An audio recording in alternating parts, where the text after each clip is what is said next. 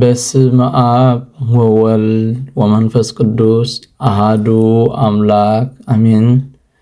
መጽሐፍ ስንክሳር ዘወርኃ ታኅሣሥ ወርሒ ታኅሣሥ ብሩኽ ሰዓት መዓልቱ 9 እዩ። ካብኡ እናወሰኸ ይኸይድ። ዕለት 1 ታኅሣሥ በዛ ዕለት እዚኣ ንዓቢይ ነቢይ ኤልያስ ኣብ ቅድሚ እስራኤል ዝተገለጸሉ እዩ። እዚ ኤልያስ ንኣምልኾ እግዚአብሔር ኣምላኽ ቀናእ ነበረ። ንሱ ካብ ነገደ ሌዊ እዩ። ስም ኣቦኡ ኢያሴንዩ ስም ኣዲኡ ኸዓ ቶና ይበሃሉ። ብዛዕባኡ ከምዚ ዝተባህለ እቲ ዝተወልደሉ መዓልቲ ኣቦኡ ክልተ ብርሃናውያን ሰብኡት እናሰገዱ በጭረቕቲ ሓዊ ክትቕልልዎ ከለዉ ረኣየ። ኣቦኡ ኸዓ ናብ ኢየሩሳሌም መጺኡ ነዚ ዝረኣዮን ካህናት ነገሮም። ካህናት ከዓ ብዛዕባኡ ሰፈሩ ዶኾን ኣብርሃም ኮይኑ በቓሉ በሊሕ ክኸውን እዩ። ንእስራኤል ከዓ ክፈርዶም ይበሉ። ናይ ተኣምራቱ ዜና ብዘመነ ኣክዓብ ንጉስ እስራኤልን ሰበይቱ ኤልዛቤልን ዝገበሮ ከምኡውን ናብ ሰማይ ዜና ዕርገቱ ኣብ መበል 6 ጥሪ ተጻሒፉ ኣሎ። መጽሓፍ ነገሥት ቀዳማይ ካብ ምዕራፍ 17 ካብ ፍቕዲ 18 ክሳብ 19 ብምሉኡ ይነግር። ብዛዕባ ሞቱ ከዓ ራእየ ዮሃንስ ኣብ ቆለምሲስ ይነግር እዩ። ምስ ሄኖክ ከም ዝመጽእ ነቲ ሓሳዊ መሲሕ ከዓ ከም ዝዛለፍዎ ኣብ ቅድሚኡ እውን ተኣምራት ከም ዝገብሩ ራእየ ዮሃንስ ኣጸቢቑ ይነግረና። ራእየ ዮሃንስ ምዕራፍ 11 ካብ ፍቕዲ 3 ክሳብ 14 ክልተ ኣውሊዖም ዘይቲ ክልተ መባርህቲ ኣብ ቅድሚ እግዚአብሔር ኢሉ ሰመዮም። እቲ ሓሳዊ መሲሕ ምስ ኣሰነፎም ምስ ቀተሎምን ክሳብ 3 መዓልቲ ሬሶኦም ተደርበየ። ካብኡ ከዓ እግዚአብሔር መንፈስ ተላኢኹ ካብኣቶም ኣብኣቶም ከኣቱ ረኣየ። ጥዑያት ኮይኖም ክትንስኡ እዮም። ኣብ ልዕሊ ኩሉ እቲ ዝርእዮም ከዓ ፍርሃት ክኸውን እዩ። ናይ ዝንዑ ዝብል ቃል ካብ ሰማይ መጸ።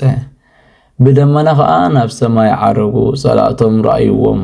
ዓብይ ድልቕልቕ ዓብይ ምንቅጥቃጥ ክኸውን እዩ።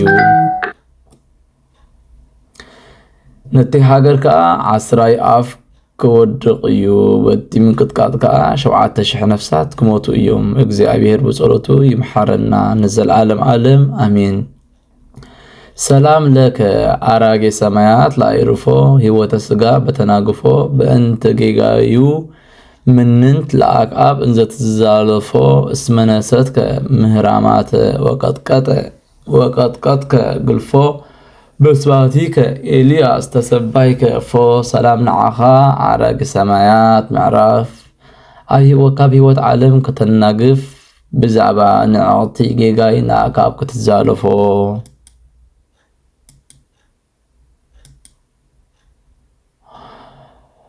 መሰዊኢታቶም ኣፍረስካ ቀጥቂጥካያ እውን ጣዖታት ግልፎ። ብግብርኻ ኤልያስ ተመስገንካ ኸመይ። በዛ ዕለት እዚኣ ናቡቴ ኢዝራኤላዊ ብግፍዒ ዝተቐተለሉ ዕለት እዩ።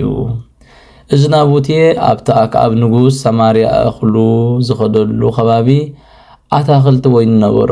ኣክዓብ ንጉስ ከዓ ንናቡቴ እዛ ግራት ወይንኻ ናብ ግራተይ ቀረባ እያ እሞ ዋጋ ግራትካ ክህበካ ግራት ወይንኻ ሃበኒ በሎ። ናቡቴ ከዓ ንኣክዓብ ሓሶት እግዚአብሔር ህያው እዩ፣ ንዝርስቲ እዚ ካብ ወለደይ ዝወረስክዎ እዩ፣ ኣይሂበካኒ ከዓ በሎ። ኣክዓብ ከዓ ሓዘነ። ናብ ቤቱ ኸደሞ ከይበልዐን ከይሰተየን ኣብ መደቀሲኡ ደይቡ ገጹ ተገልበበ። ሰበይቱ ኤልዛቤል ናብኡ ኣተወት። እንታይ ይሕዝነካ ኣሎ በለቶ። እኽሊ ዘይትበልዕ ኢላ ተናገረቶ። ንሱ ከዓ ንናቡቴ ግራት ወይንኻ ብገንዘብ ሃበኒ ኢልዮስ ርስቲ ወለደይ ኣይሂበካኒ ኢሉ ንበላ። ኤልዛቤል ከዓ ከምዚ ድዩ ንጉስ እስራኤል ንስኻ ዶ ኣይኮንካም? በል ተንስእ እኽሊ ብላዕ እሞ ንናቡቴ ኢዝራኤላዊ ግራት ኣታኽልቲ ወይኑ ኣነ ክህበካ እየ በለቶ። ብስም ኣክዓብ ደብዳቤ ጽሒፉ ብማሕተሙ ሓተመቶ። ናብቲ ንጉስ ዝነበረሉ ቦታ ናብቶም ዓበይቲ ዓዲ ቃሉ ከምዚ ዝብል መልእኽቲ ለኣኸት። ጾም ኣውጁ ንናቡቴ ከዓ ኣብ ማእኸል ህዝቢ ኣንብርዎ። ኣብ ልዕሊኡ ከዓ ኮንቱ ዝኾነ ክልተ ሰብኡት ኣቆሙ።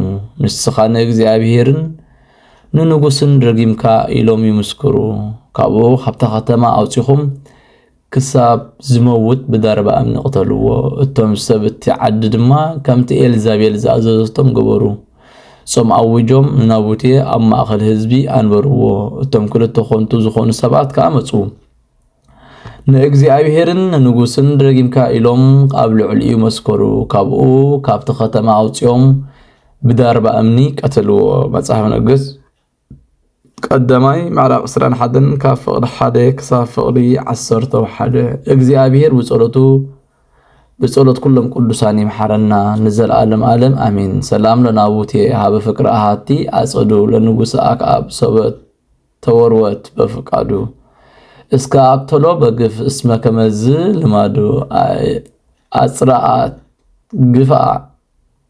غفا دمو بفتافطاري احادو منغست ومنكلنا كله ولدو سلام لنابوتي نافقر حنتي قرات عصدو ننقوس أكعب مستأمتت فقادو بقفعي كساب زغطلو كم أسلو زخونة لمادو قفع دمو أدفأت بفتح فتاري أهادو منقسن ملكنا انكاب كله ولدو بزعلة زياء قدوس أبو عبا بيتروس ناي هاجر غازا ኤጲስቆጶስ አዕረፈ እዚ ቅዱስ እዚ ካብ ሃገረ ሮሃ ካብ ኮብራን ወገናት እዩ ወለዶ ሽሞት ንኸሸሙ ንጉስ ቴዎዶሲዮስ ሃብዎ ንሱ ግና ነዚ ሓለፈ ሽሞትን ክብርን ይንዕቆ ነበረ እንተኾነ በአምልኾ እግዚአብሔር ተጸሚዱ ዓቢ ተጋድሎ ይጋደል ነበረ ንሱ ኣብ አዳራሽ ንጉስ ነበረ مسوخ رئيسا قدسان سماعتات ناي هاجر فارس نبره بهت ጊዜ እቲ ወዲ 10 ዓመት ነበረ ካብኡ ወፂኡ ናብ ገዳም ኮይዱ መንኮሰ ብጽቡቅ ገድል ድማ ተጋዳለ ቅድስንኡን ተጋድሉኡን مستسمع بزي فقادو ሒዞም ናብ ሃገረ ጋዛ ኣብ ከባቢኣን ኤጲስቆጶስ ሸምዎ بزعبو استباهله አሎ ንሱ ቅዳሴ ቁርባን ከቅድስ ከሎ ሕብስቲ ኣብ ዝፍተተሉ ጊዜ እቲ ጻሕሊ ክሳብ ዝመልኦ ብዙሕ ደም ይውሕዝ ነበረ ስጋ ቅዱስ ያዕቆብ ቁሩጽ ምስ ኣምጽዎ ናብኡ ወሲዱ ካብ ኣድባራት ሃገር ኢየሩሳሌም ኣብ ሓደ ቦታ አንበሮ ብዘመነ መርቅያን ከሓዲ ኣብ ምድሪ ግብጺ ናብ ምድሪ ግብጺ ሃደመ ስጋ ቅዱስ ያዕቆብ ግሙት خامس ነበረ ካብቶም ኣድባራት ኣብ ሓደ ቁሩብ መዓልታት ተቐመጠ ሓደ መዓልቲ ቅዳሴ ቁርባን ክሰርዕ ከሎ እቶም ህዝቢ ኣብቲ እዋን ቅዳሴ ንሓድሕዶም ይዛረቡ ነበሩ በታ ጊዜ እቲኣ ድማ ኣባ ጴጥሮስ ኣይገሰጾምን መልአክ እግዚአብሔር ካርአዮ ነባ ጴጥሮስ ካብ ማእኸል እቲ ህዝቢ ሓዞ ኣብ ታሕቲ ክድርብዮ ደለ ንሱ ስለ ዘኽብሮም ከይገሰጾም ሓፈረ ብጭንቅ ድማ ሓደጎ ናይ መርቅያን ከሓዲ ብዘመን ዘመኑ ምስተወደ ኣባ ጴጥሮስ ናብ ምድሪ ፍልስጤም ተመለሰ እተን ኣብያተ ክርስቲያናት ድማ ኣበራተአን ከምኡ ምስ ኣባ ኢሳይያስ ግብፃዊ ተራኺቡ ተቀራረበ ዜኑ ከዓ ኣብ ንጉስ ዘይኑን ተሰምዐ ንጉስ ከዓ ክርእዮ ደለየ ኣባ ጴጥሮስ ግና ነዚ ኣይደለዮን ንሱ ካብ ናይ ዓለም ናይ ሓላፊ ክብሪ ሃድም ነበረ ኣብ ገምገም ሃገር ጋውር በጽሒው ኣቡ ተቐመጠ ናይ ቅዱስ ጴጥሮስ ሊቀ ጳጳሳት ተፍጻሜ ሰማይት በዓሉ ምስ በጽሐ ቅዳሴ ቅዱስ ቁርባን ሰርዐ ቅዱስ ጴጥሮስ ከዓ ተገለጸሉ ቆይታናን ኢየሱስ ክርስቶስ ምስጋና ንዑ ይኹን ካብ ዓባና ክመጽእ እንሆ ይጽዋዓካ ኣሎ በሎ ካብታ ዓለትቲያ ቅዱስ ጴጥሮስ ኤጲስቆጶስ ጊዜ ዕረፍቱ ከም ዝቐረበ ፈለጠ እቶም ህዝቢ ጸዊዑ ከዓ ናብታ ቀንዕቲ ሃይማኖት ክጸንዑ ኣዘዞም ካብኡ ኢዱ ዘርጊሑ ነፍሱ ናብ እግዚአብሔር ኣማዕቆበ በረኸቱ ምሳና ትኹን ንዘለዓለም ዓለም አሜን ሰላም ለጴጥሮስ በአጸደ ክህነት ዘበቆለ ወበቤተ አምላክ ዘተተክለ እንዘይ ቀድስ ቁርባን በእንቲአሁ ተብህለ በጊዜ ፈትቶ እምነቃ ህብስ ፈልፈለ በደመ መለኮት ንጹህ እስከመል አጻይለ ሰላም ንጴጥሮስ አብ ግራት ከነት ዝበቆለ አብ ቤት አምላኽውን ዝተተኸለ ቁርባን ቅዱስ ኮሎ ብዛዕባኡ ዝተባህለ አብ ግዜ ምፍታት ካብ ዝነቃ ሕብስቲ ፈልፈለ ደም መለኮት ንጹህ ክሳብ ዝመልእ ጻሕሊ በዛ ዓለት እዚኣ ቅዱስ አባ ዮሐንስ ሊቀ ጳጳስ ናይ ሃገረ እስክንድርያ አዕረፈ ንሱ ቁጽሩ ካብቶም 40 ዓበው ሊቃነ ጳጳሳት እዩ ንሱ እዚ ቅዱስ ቅድም ካህን ኢነሩ ካብ ሰብ ሃገር ግምኒት እዩ ብዘመነ ቅዱስ እዚ ንቅዱሳን ሰማዕታት ሰርጊስን ባኮስን ቤተክርስቲያኖም ተሃንጸት ከምኡ ድማ ናብ ቆሪን ዮሐንስን ቤተክርስቲያኖም ኣብ ቁጽሩ ጉባኤ ናይ ምስርት ሃነጸ ሓደ መራሒ እግዚአብሔር ሰብኣይ ግብጻዊ ያዕቆብ እንድርያ ዝስሙ ሃነጾም ንስኑ ንጉስ ዓብደል ዓዚዝ ወዲ መርዋን ጸሓፊ እዩ እዛ አቦዚ አባ ዮሐንስ እታ ኣብ ሃገረ እስክንድርያ ፍለጥ ዝኾነት ናይ ቅዱስ ማርቆስ ወንጌላዊ ቤተክርስቲያን ዝሃነጸ እዩ እዛ አቦዚ ብዘመኑ ንጉስ ዓብደልን ንሰለስተ ዓመት ዝኸውን ብርቱዕ ጥሜት ኮነ ንሱ ኸኣ ንድኻታት ንሽጉራትን ኣብ ሰሙን ክልተ ግዜ ገንዘብን እንጌራን ይህቦም ነበረ ንሱ በዓል ብዙሕ ምሕረትን ገባሪ ጽቡቕ ምጽዋትን ነበረ ብዘመኑ ንጉስ የዜድ ሞተ ኣብ ከክንዱ ኸኣ መርዋን ነገሰ እዚ አቦ እዚ ኣብ መንበር ማርቆስ 9 ዓመት ተቐመጠ ብሰላም ከዓ ኣዕረፈ ቅድስት በረኸቱ ምሳና ትኹን ንዘላለም ዓለም አሜን ሰላም ለዮሐንስ ሊቀ ጳጳስ በስሜቱ ወሩቱ በሃይማኖቱ በስመ ማርቆስ ሃነጸ ቤተክርስቲያን ዘእብሬቱ በዕለተ ፈለሰ ማዕለመ ኮንቱ በፓትርያርክ አትናቴዎስ ሀበረ በዕረፍቱ ሰላም ለዮሐንስ ሊቀ ጳጳስ በሽመቱ ቁኑዕ በሃይማኖቱ በስመ ማርቆስ ሃነጸ ቤተክርስቲያን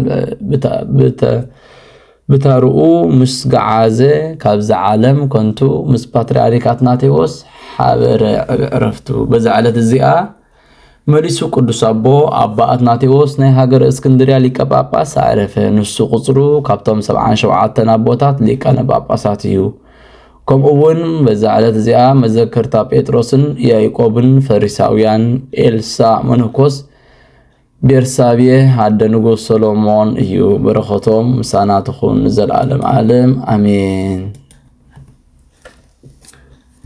سأقربكم معليته أذكري أيلافه أملصم زرف للعنب توقف زندتي مسافة أنت رسيك إجزاء صريق قالت وكوفة أمل أبو بولان زترفه زغربكم معليت أزخير أيلاف كابتم عزوت يروم زقول قولها كل جزء بزي معرف عندها النبب تقبل نيدخلنا تي مسحاف ካብ ዝገበርካ ጎይታ ናይታ መበለት ሙባእ ወኩፍ ካብ ዘእተው ሃብታማት ናይ ሃብቶም ተረፍ ቅዱሳን ነቢያት ሐዋርያት ወንሰባኽያን ሰማዕታት መጻድቃን ደናግል ከመነኮሳት ሄራን ባርኾት ባርኹ ማሕበር ዘቅድስ ቤተክርስቲያን ካብ አረጋዊ ካብ ዘዓበ ሽማግለ ክሳብ ዝናእሰ ህፃን ንዝጸሓፎ ብመጽሓፍ ንዝጸሓፎውን ብምድራስ ንዘንበቦ ንዝተርጎሞ ብልሳን ሐዲስ ንቃሉውን ስምዐ ብእዝኒ መንፈስ بصلاه ودي مريم عراقيت كاب كل مباس احبير يمحرنا يسوع كريستوس سلام نعخاتكم صادقان مسماعيت زعرفكم بزلو مزي على الزيا نعلم زسنفكم يخم نسخاتكم بخلو تعجست اب قدم فطاري لمنو بخلو ساعات بزي كان السحن عنا خيوزدنا موت سلام نعخاتكم نايزع على الزيا صادقان كلكم سوتنا نستن باسماتكم قدسان سمان مدرن محور سلاسي نسخم انت مريم اديو ذكرنا بصلاتكم وتحلونا تمحصينا علونا بناي كريستوس دم